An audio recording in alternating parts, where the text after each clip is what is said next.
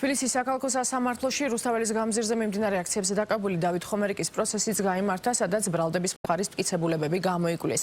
დაიკითხა ერთი მოწმე გამომძიებელი. პროკურატურა ბრალდებულს ეგრეთ წოდებული მოლოტოვის კოქტეილის ფლობას ედავება, მას ბრალი აფეთქების მომზადების მუხლით აქვს წარდგენილი. დავით ხომერიკი დუმილის უფლებას იყენებს. ის 2024 წლის 2 დეკემბერს დააკავეს.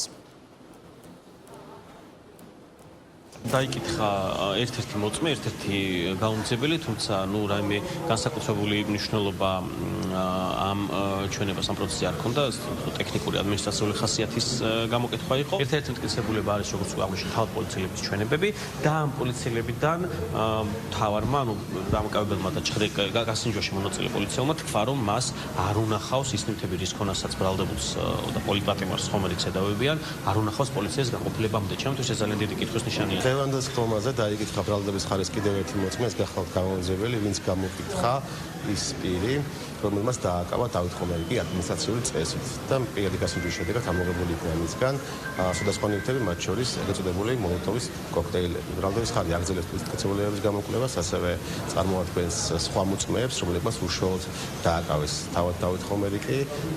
დააკითხულია უკვე არაერთი პირი, ვინც დაადასტურა გარკვეულწილად ფაქტობრივი გარემოები, დაიკითხენ ექსპერტები, რომლებმაც ისაუბრეს, რომ დავით ხომერიკისგან ამოღებული ნივთები გახლავთ სწორედ ცხრა გამოჩენილი მოწყობილობები, ეგრეთ წოდებული მოლოტოვის კოქტეილები.